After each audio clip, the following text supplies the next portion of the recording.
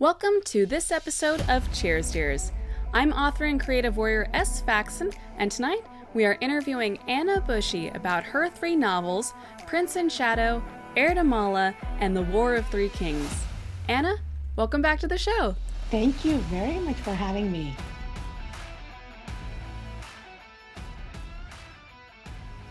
Now, Anna, you have created this absolutely beautiful world, and I just love getting lost in your stories. You want to tell our listeners a little bit more about your series? Yeah, definitely. These are based in medieval India. And, I didn't want to use an actual kingdom because, in a historical fiction, then you're tied to the actual events happening around that time. And I just wanted a little bit more freedom in terms of my characters because these are royal characters. So I created my own kingdom and, I had fun drawing a map. It is nothing like what you see in the book. I just scribbled something and then I had um, someone translate that into this beautiful map. And that part is actually a lot of fun too in terms of thinking about the world, thinking about how many kingdoms and what the rules are. So most of the laws and the culture and the food, it's all from medieval India. Of course, India back then was made up of several different kingdoms, and they all had slightly different cultures. If you can think of Europe and how many different kingdoms there were, it was similar in India. And so this is a composite of all of those cultures, and so I had a choice of picking a few things that I liked that suited my story and going with that. That's fantastic. And I'm such a huge fan of the world that you draw us into.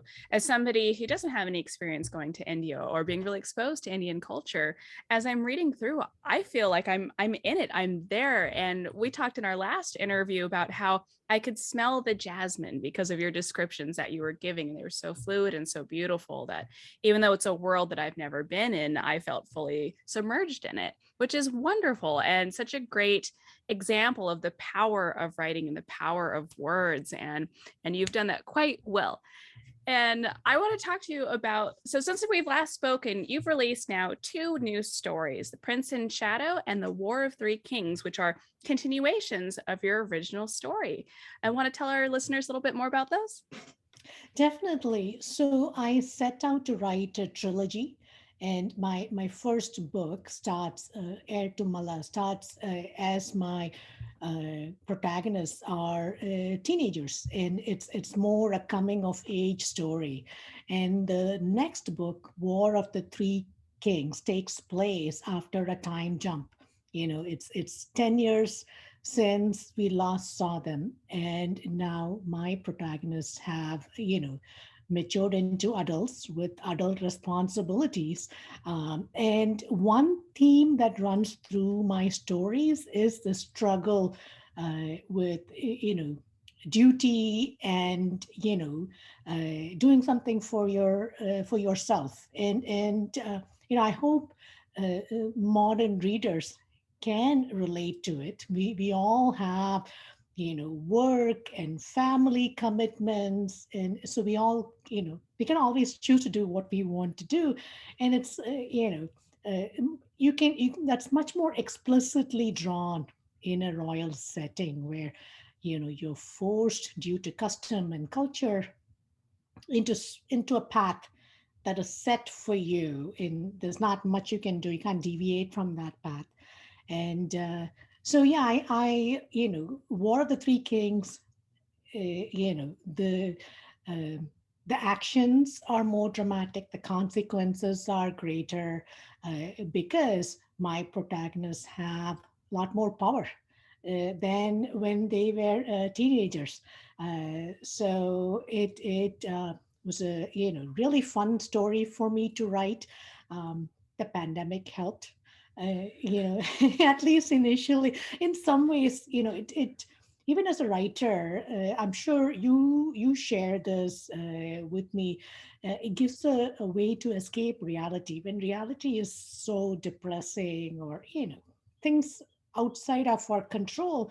When you write a story as the author, of course you can't see us pulling the strings, but we are very much doing that, and you have control over your story, so that allows you to escape reality.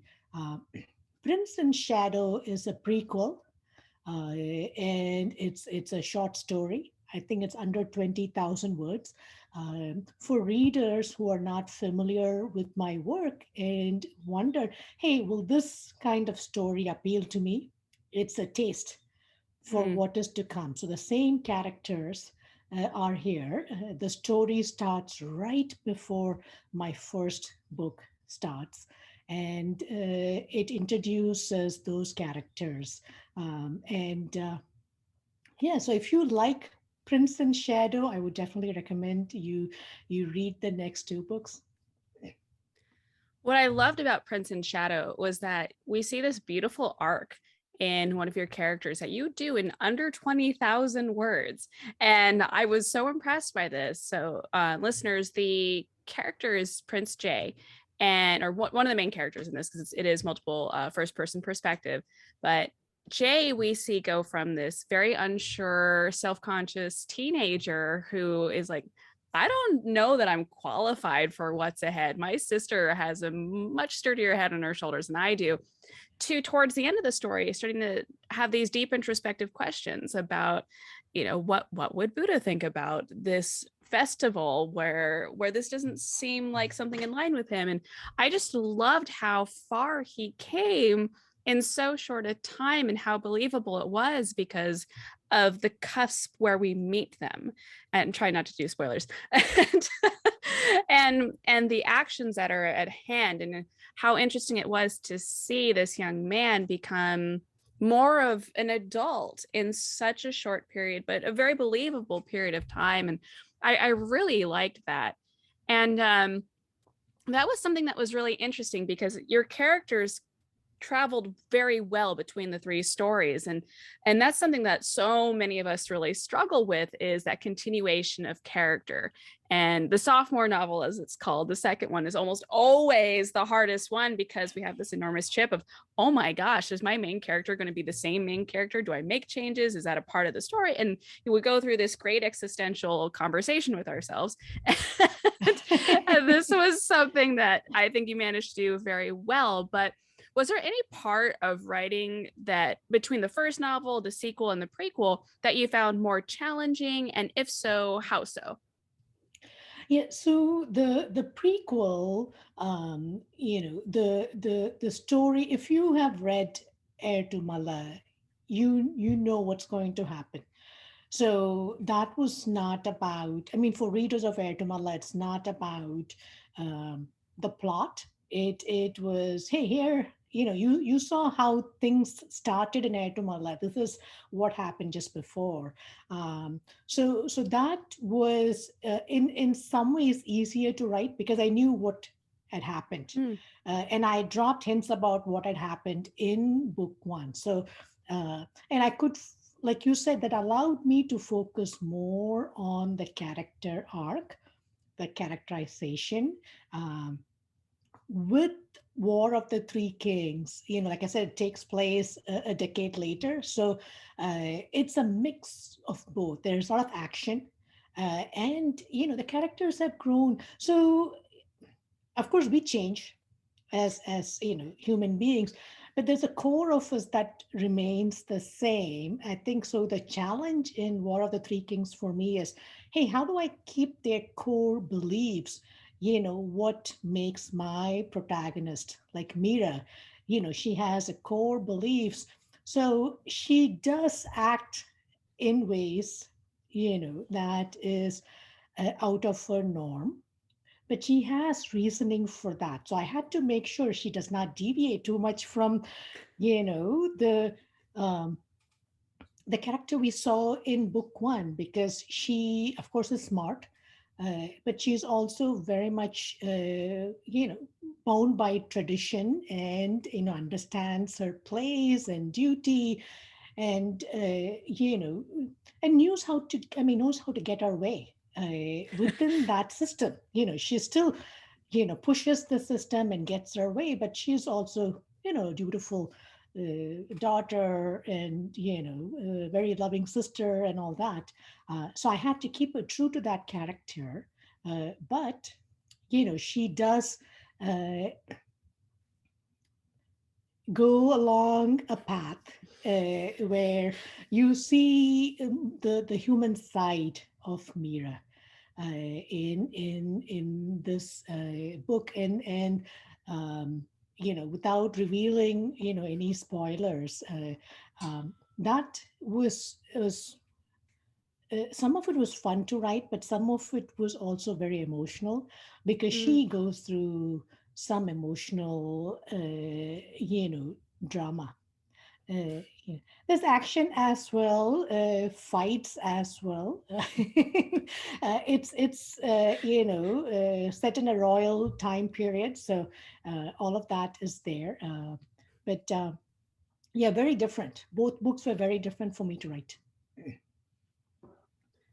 It's interesting how swept up we become in our characters, and how there's certain scenes where we almost have to detach ourselves from the rest of the world because it's like, I need this moment to be emotional with my character and and just experience the things that they do, because they're kind of like our children, and we see them grow and we have their futures already planned out in our minds. And it's really interesting, the dynamics between author and the characters we create. And it's like you said earlier about how, especially over the last year where we had zero control over anything, having our hands on the reins of these characters and the empowerment that gives us as authors, for good or for not, but but it's just such a great release. And even when our characters are going through these challenges and experiencing things that we only dream of, how much a part of us we put into them and how much they become a part of us.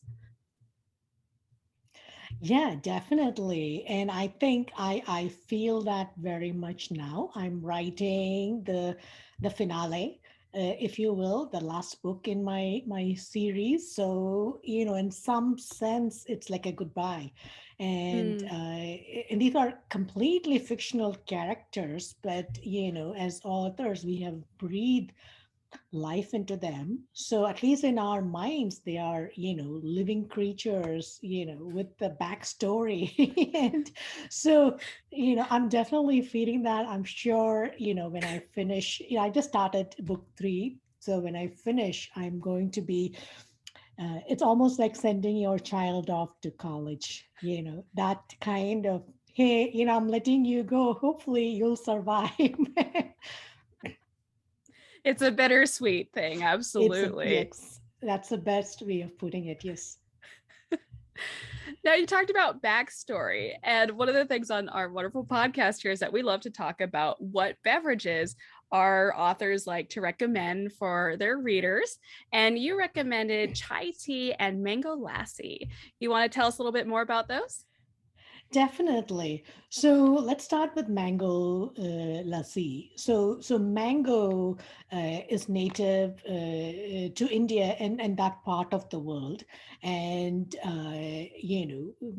several dishes and drinks are made out of mango. And in India, in that time period, milk and honey with bananas and mangoes were all common dessert items. So I thought, if it's a hot summer day, a cool glass of mango lassi is a great thing to have. All you need is a cup of yogurt, a cup of mangoes, and a drizzle of honey, and then you can blend them together. So Simple good. recipe. And I show how to make this recipe on my TikTok listeners and viewers. So definitely be sure and check that out as well. Yeah, yeah. No, you know what? I'm going to check it out too. I hope I did it right. Hey, it's your version of the mango lassi, so you can't go wrong. And so um, chai is did not exist during the medieval times. I mean, there were drinks made out of tree, I mean, leaves.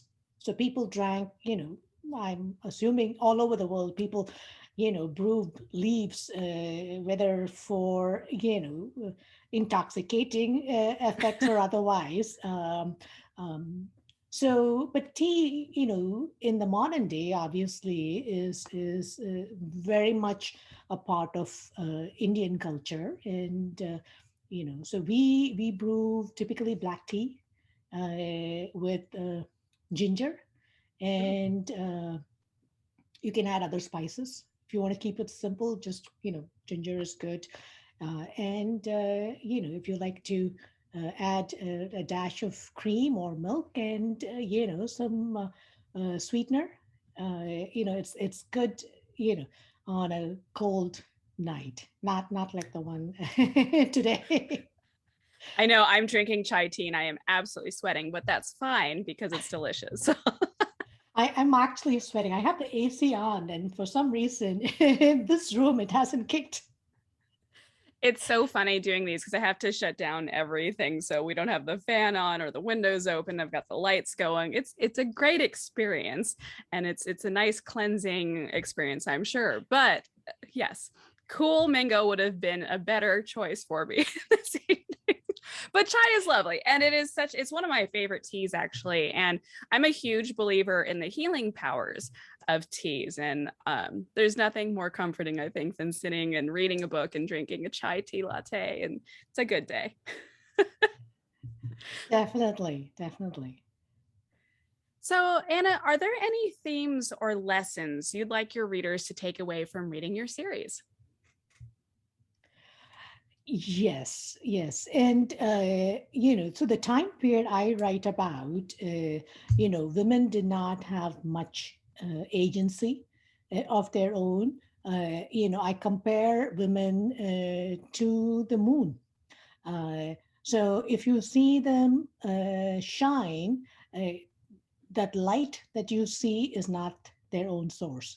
It's reflection, and typically reflected, off of the men in their lives. And in book one, you see that Mira, in some sense, is lucky to have a supportive male cast around her. So if she shines brightly, it is because of the light from that male family members reflecting off of her. And you see through the series women, some who are just a sliver of the moon. If you look at the moon phases, if Mira is like a full moon, you have some who are almost a new moon because you know they just have no power. They may have a title, a position.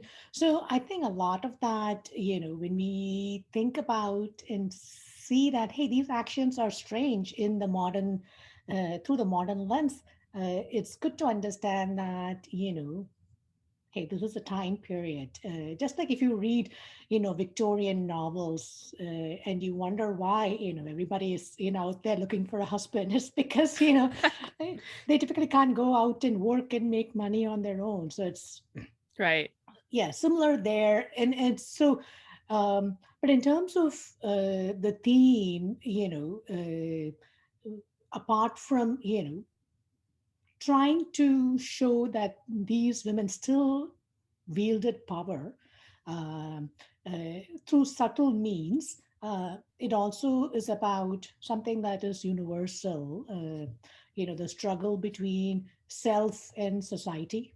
Hey, what do Mm. I owe my family, my community, my country, versus, what do I want to do for myself?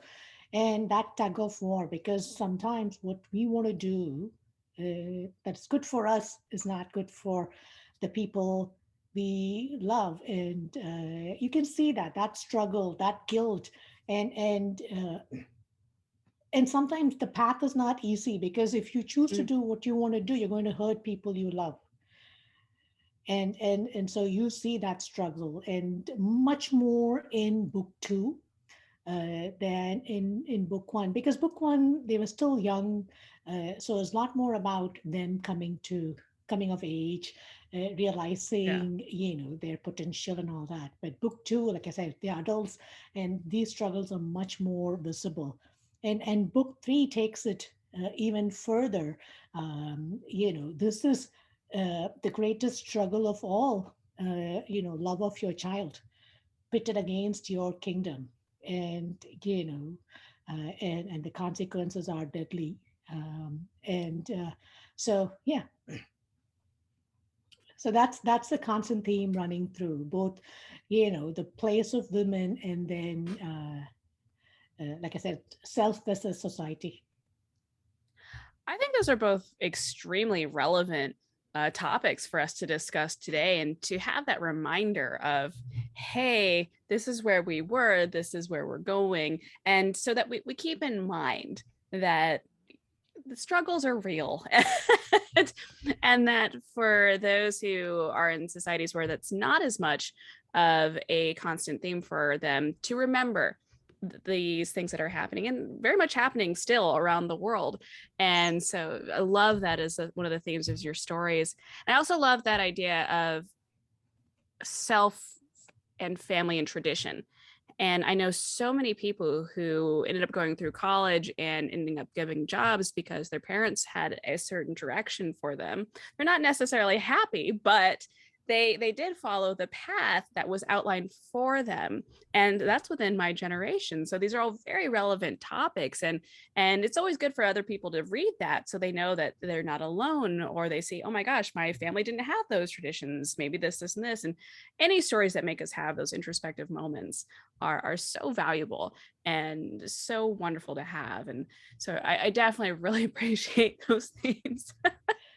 Yeah, and it helps you grow as a human being, because when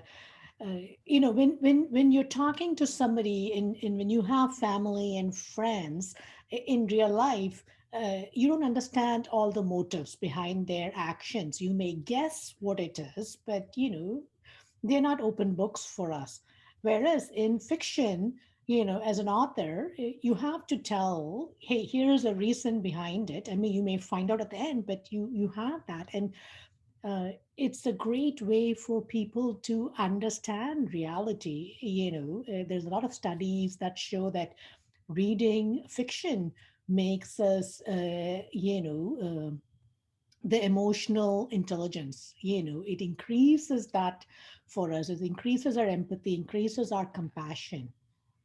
Yeah, exactly. And for us to just stop and realize, oh, maybe their story is different than mine, and to be able to see the world through a different lens. I love that. So, Anna, do you have any writing quirks or any special writing conditions that you like to have around you as you create? Oh, that's a good question. um Writing quirks, I don't have any quirks, but I'll tell you, I most of my writing is happening when I'm not sitting down and writing. Hmm.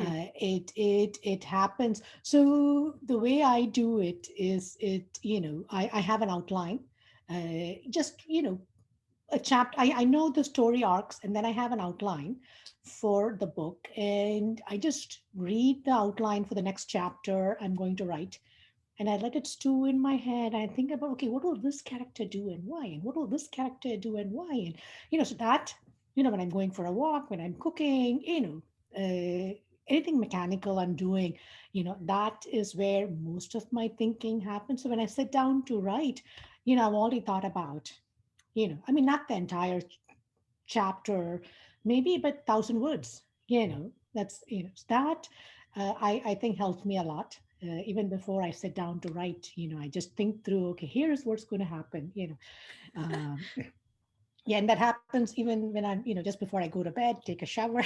All kinds of crazy places I'm thinking about this story, and you know And I think that's what keeps me motivated to write, because I enjoy the process. I think about my characters, and yeah, so that, it's not quite the writing quirk, but it's a process.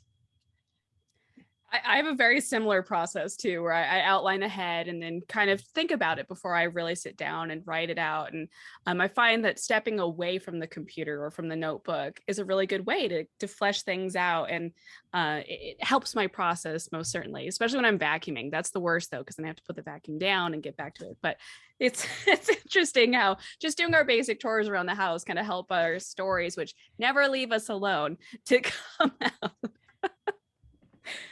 So Yeah, we your have what? book.